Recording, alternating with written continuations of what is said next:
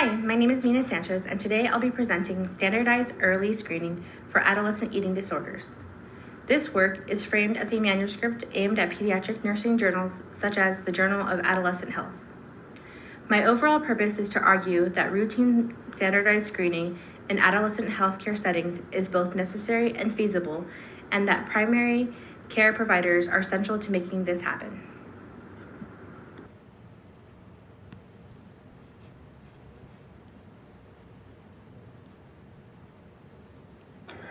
I'll briefly walk through the background and epidemiology, key pathophysiology, child and family developmental factors, health disparities and barriers to care, spiritual care considerations, management and team-based care, and finally, future directions and clinical implications, always coming back to the question, why do we need standardized early screening for teens?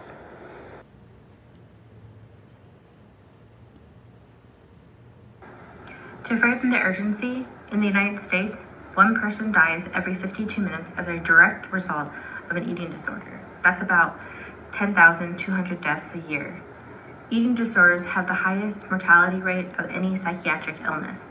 For individuals with chronic anorexia nervosa who do not receive effective treatment, up to 20% may die as a result of the illness.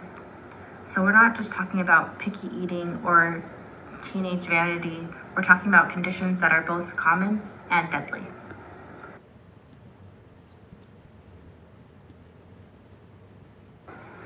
Most eating disorders begin during the teen years, early to mid-adolescence, often before age 18.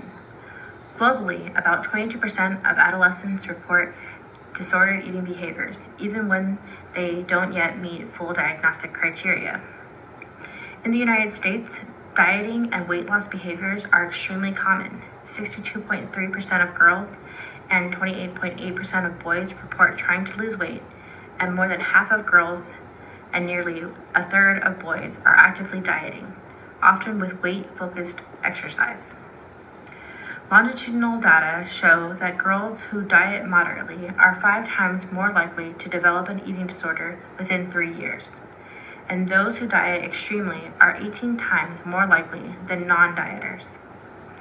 Recent pediatric studies also show rising hospitalizations and younger ages of onset, especially since COVID. So disordered eating is both widespread and normalized in teen years, making it easy to miss without deliberate screening.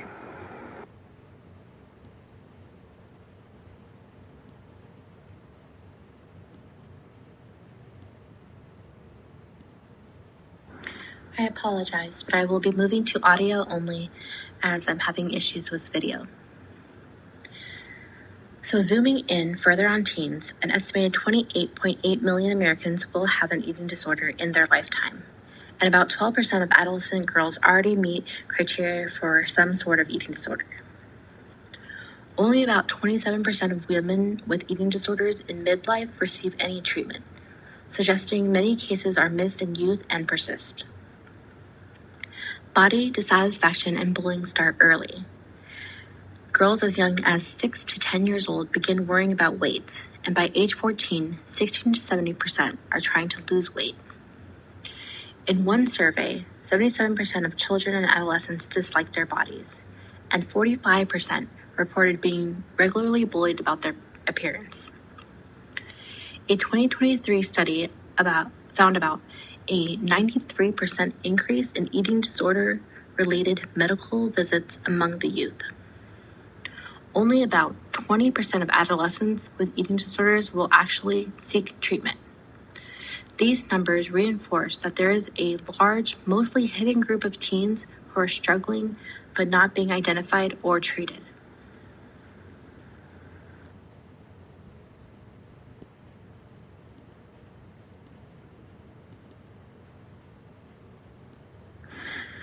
Beyond prevalence, the burden of illness is severe. Suicide attempts are common across eating disorder sufferers, with the highest symptom severity are about 11 times more likely to attempt suicide than their peers without symptoms. Even those with subthreshold symptoms have roughly double the risk. Patients with anorexia nervosa have a suicide risk about 18 times higher than those without an eating disorder. Most eating disorders begin in early to mid-adolescence, yet many youth are not diagnosed until there is a significant medical instability. Less than 6% of people with an eating disorder are medically underweight. In fact, youth with larger bodies are at the highest risk of having an eating disorder in their lifetime. The United States Preventive Services Task Force currently concludes there is insufficient evidence to recommend for or against routine screening, which leaves clinicians unsure how aggressively to screen our adolescents and children. Taken together, we have high prevalence, high lethality, and late detection. This is exactly the space where standardized early screening can change the trajectories.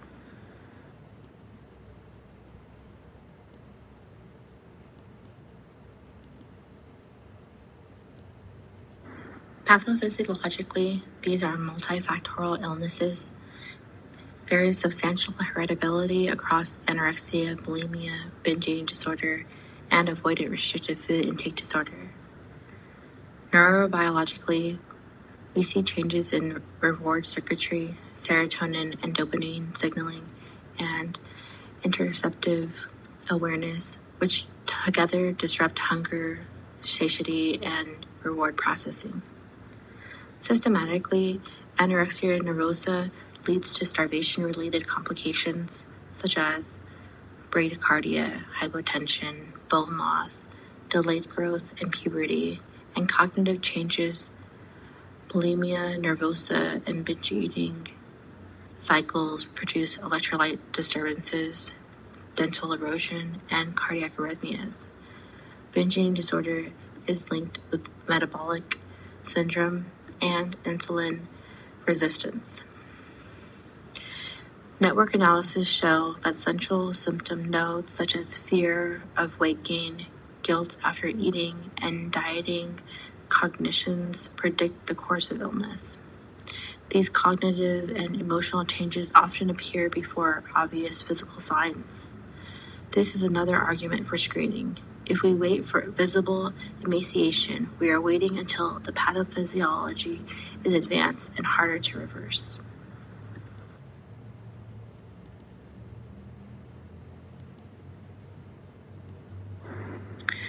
This is Table 1 summary of DSM-5 eating disorders in children and adolescents. Here I just put some diagnoses relating to eating disorders, anorexia, bulimia, binge eating disorder, avoidant restrictive food intake disorder, and other specified feeding or eating disorders, and some of the key diagnostic features.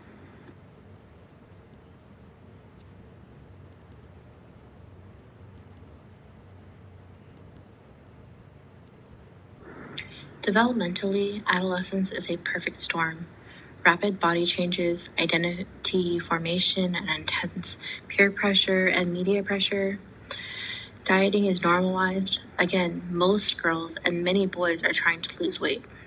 What looks like typical teen behavior can actually mark the beginning of illness, especially when perfectionism, rigidity, or difficulty regulating emotions are present.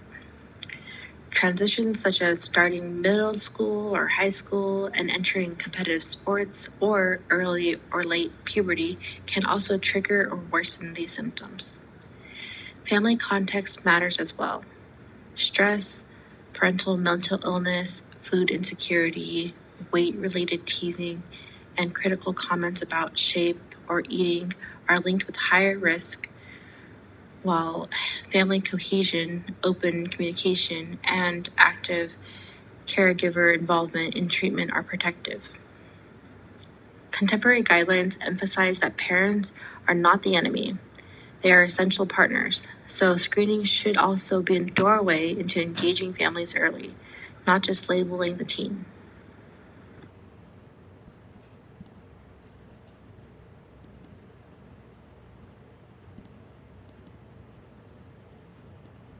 So who is missed?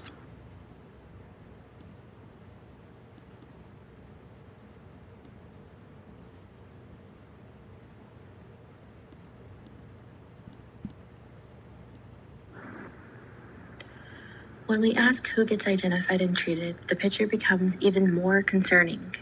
People of color with eating disorders are about half as likely as white peers to be diagnosed or treated. Publicly insured youth of color are significantly less likely to receive recommended treatment compared with privately insured white youth. Adolescents in higher weight bodies are 2.45 times more likely to engage in disordered eating behaviors, yet they receive formal diagnoses only half as often. Their restriction or compulsive exercise is often praised as healthy. And although evidence has shown that there has been an increase in males with eating disorders, we have been historically missing a lot of these young male patients. Experiences of racism and colorism also function as social determinants. Racial discrimination can triple the odds of binge eating disorder, and skin color dissatisfaction predicts body dissatisfaction and binge eating among Black girls. At the systems level, we see limited specialty centers, long waiting lists, insurance barriers, and stigma and mistrust.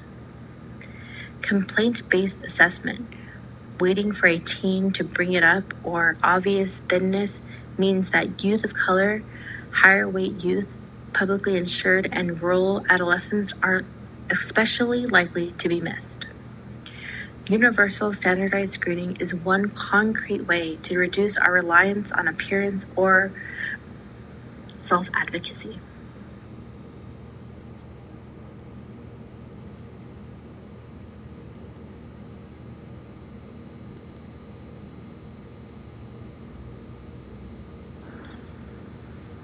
Spirituality is another important factor and often an overlooked layer.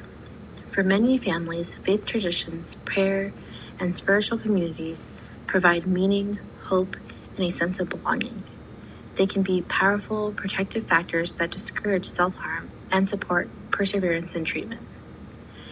At the same time, however, spiritual beliefs can be misapplied. Religious teachings about fasting or gluttony can be interpreted in rigid, shame-based ways that reinforce restriction, binge purge cycles, or intense guilt around food. As holistic nurses, we're called to assess physical, emotional, relational, and spiritual domains together. Simple questions like, what gives you strength when things are hard? Or, are there beliefs about food or your body that affect how you eat? These kind of questions help us identify both spiritual resources and spiritual distress. Collaborating with chaplains or faith leaders can help reframe harmful interpretations and support a recovery narrative that honors both health and faith.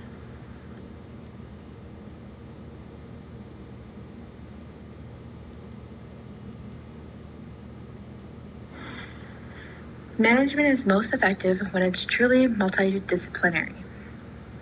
Care often involves a primary care provider, a mental health clinician, a registered dietitian, nursing staff, school personnel, family members, and spiritual care supports. Levels of care range from outpatient therapy to intense outpatient and partial hospitalization programs, to residential treatment and inpatient medical stabilization. During refeeding, we must monitor closely for refeeding syndrome, especially hypophosphatemia, and fluid shifts that can lead to multi-organ dysfunction.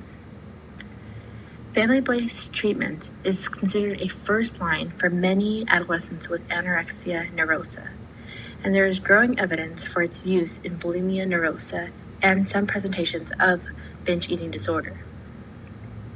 Enhanced cognitive behavioral therapy and dialectical behavior therapy are effective for bulimia nervosa and binge eating disorder. Medications are usually adjunctive. Selective serotonin reuptake inhibitor antidepressants may be used for comorbid depression or anxiety and for bulimia nervosa. And dexamethasone has evidence for binge eating disorder in adults and may be considered cautiously in older adolescents. No medication alone on its own cures anorexia nervosa. Nutritional rehabilitation and psychotherapy remain central for treatment.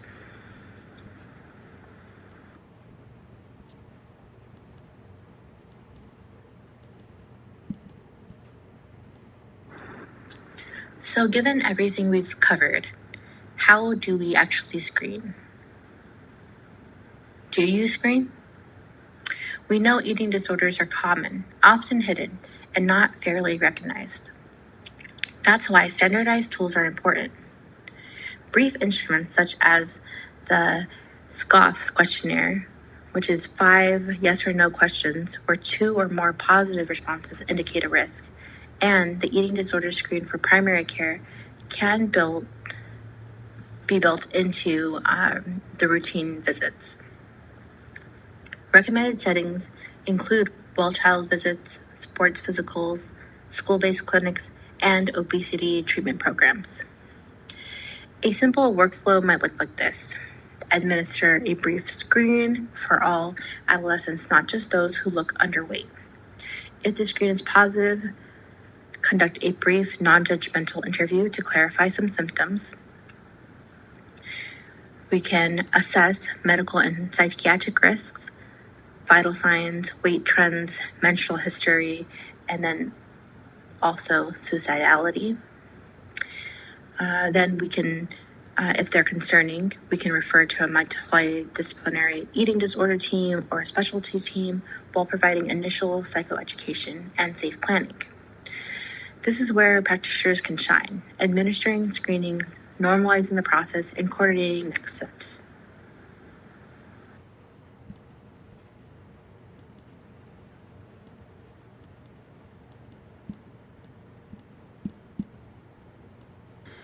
Here we have examples of brief eating disorder screening tools for adolescent primary care, such as the SCOFF questionnaire, eating disorder screen for primary care, ESP, and a modified SCOFF questionnaire.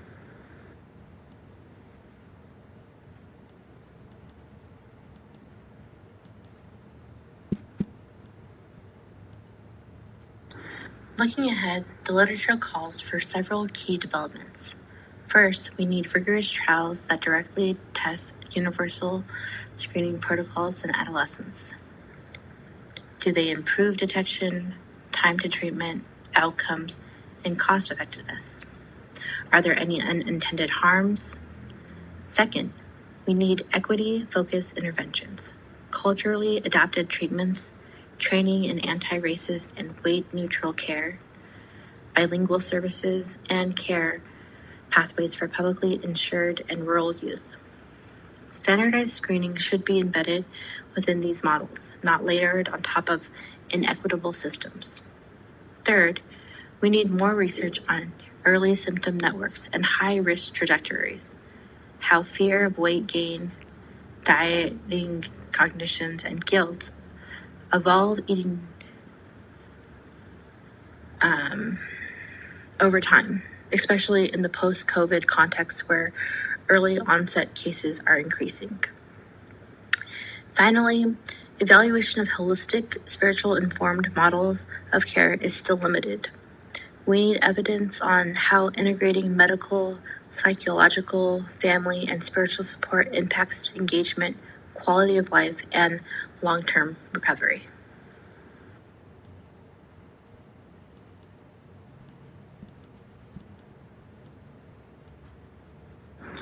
These next few slides walk through a suggested procedure for screening adolescents and determining follow-up.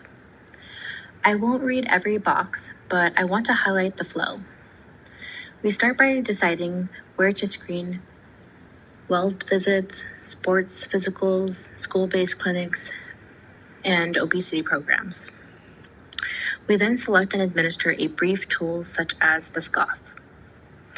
A negative screen doesn't end the conversation though. We still provide brief education about healthy, flexible eating and invite teams to reach out if concerns arise.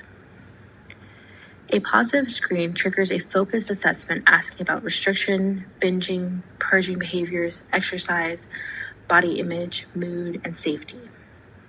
Based on medical risk and symptom severity, we determine whether outpatient management is appropriate or whether urgent medical or psychiatric evaluation is needed.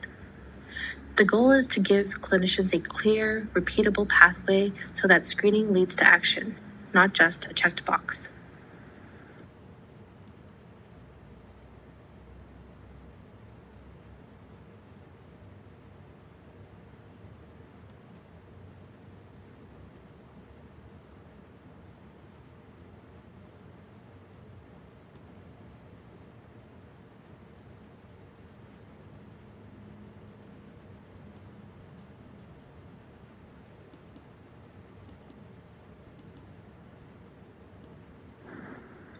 To conclude, adolescent eating disorders are common, lethal, and often invisible.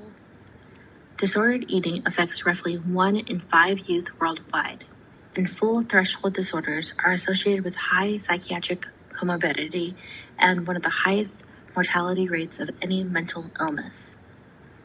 Risk is amplified by normal developmental pressures, family stress, structural racism, weight stigma, and sometimes by spiritual misunderstandings. The evidence reviewed in this project supports a central conclusion. Standardized early screening by primary care providers and often frontline clinicians is a necessary, though not sufficient, step towards earlier and more equitable detection. Providers in particular are pivotal for administering screenings, interpreting results in a weight-neutral and culturally humble way, engaging families in evidence-based treatments, incorporating spiritual assessment, and advocating for system-level changes that expand access to care. The overall goal is to move from crisis-driven hospitalizations toward prevention, early intervention, and wholeness for adolescents at risk for or living with eating disorders.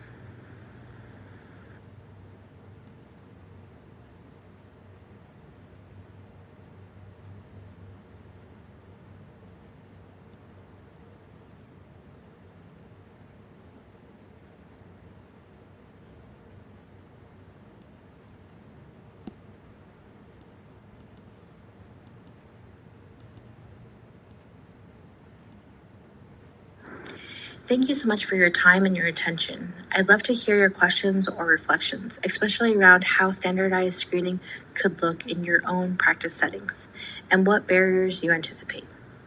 Have a great day.